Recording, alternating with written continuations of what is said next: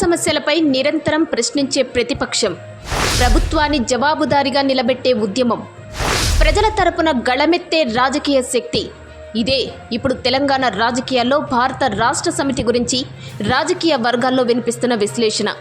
అధికారంలో లేకపోయినా ప్రజల మధ్య ఉంటూ రైతు కన్నీటి నుంచి నిరుద్యోగ యువత ఆవేదన వరకు, మహిళల హామీల నుంచి విద్యార్థుల భవిష్యత్తు వరకు, సింగరేణి కార్మికుడి సమస్య నుంచి గిరిజన గ్రామాల అభివృద్ధి వరకు ప్రతి అంశాన్ని ప్రజా చర్చగా మార్చే ప్రయత్నం చేస్తోంది బీఆర్ఎస్. కేసీఆర్ నాయకత్వం, కేటీఆర్ కార్యాచరణ, హరీష్ రావు దూకుడు, వీరితో పాటు ప్రస్తుత ఎమ్మెల్యేలు, ఎంపీలు, మాజీ మంత్రులు, మాజీ ఎమ్మెల్యేలు, మాజీ ఎంపీలు, ఎమ్మెల్సీలు, జిల్లా అధ్యక్షులు, నియోజకవర్గ ఇన్ఛార్జీలు, మండల గ్రామస్థాయి నాయకులు, వేలాది మంది కార్యకర్తలు రాష్ట్రం నలుమూలల ప్రజా సమస్యలపై ఉద్యమాల్లో కనిపిస్తున్నారు. శాసనసభలో ప్రశ్నలు, రోడ్లపై ఆందోళనలు, రైతులతో సమావేశాలు, గ్రామాల్లో పర్యటనలు, కలెక్టరేట్ల ముట్టడులు, నిరసన దీక్షలు, వినతి పత్రాలు, ఇలా ప్రజల సమస్యలను ప్రభుత్వ దృష్టికి తీసుకెళ్లేందుకు పార్టీ అన్ని స్థాయిల్లో కార్యక్రమాలు నిర్వహిస్తోంది. అందులో మొదటి అంశం కాళేశ్వరం.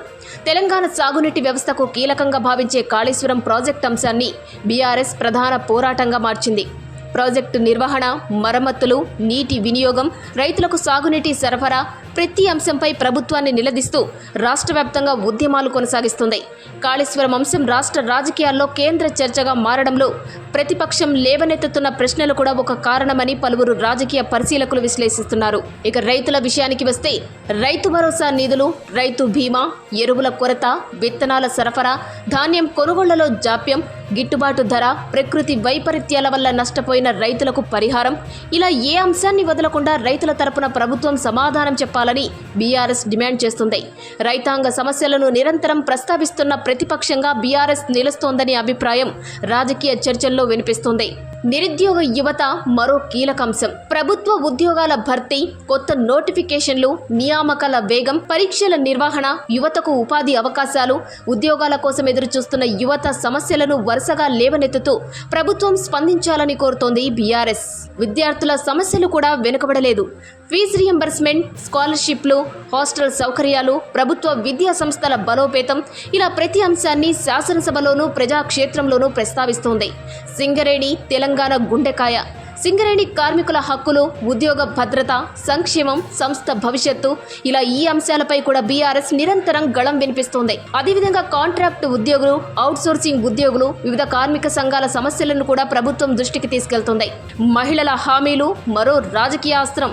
మహిళలకు ప్రకటించిన ఆర్థిక సాయం, తులం బంగారం, ఇతర ఎన్నికల హామీల అమలుపై ప్రభుత్వ స్పష్టత ఇవ్వాలని బీఆర్ఎస్ ప్రశ్నిస్తోంది. రైతు, మహిళ, విద్యార్థి, నిరుద్యోగ యువకుడు, కార్మికుడు, గిరిజనుడు, ఉద్యోగి, సమస్య ఏదైనా, వేదిక ఏదైనా, పోరాటం ఎక్కడైనా ఆ అంశాన్ని రాజకీయ చర్చలోకి తీసుకురావడంలో బీఆర్ఎస్ చురుకుగా వ్యవహరిస్తోందనే విశ్లేషణ రాజకీయ పరిశీలకుల నుంచి వినిపిస్తోంది. ప్రతిపక్షం అంటే కేవలం విమర్శించడం మాత్రమే కాదు, ప్రజా సమస్యలను ప్రభుత్వ దృష్టికి తీసుకెళ్లడం, హామీల అమలుపై ప్రశ్నించడం, ప్రత్యామ్నాయ వాదనను వినిపించడం కూడా అనే అభిప్రాయాన్ని బీఆర్ఎస్ తన కార్యక్రమాల ద్వారా ముందుకు తీసుకెళ్తోందని రాజకీయ వర్గాలు చర్చిస్తున్నాయి. ప్రభుత్వం ఒకవైపు, ప్రతిపక్షం మరోవైపు. ప్రజా సమస్యలే ఇప్పుడు తెలంగాణ రాజకీయాల కేంద్ర బిందువుగా మారుతున్నాయి. ఈ పోరాటాల ప్రభావం రానున్న రాజకీయ పరిణామాలపై ఎలా ఉంటుందో కాలమే సమాధానం చెప్పాలి.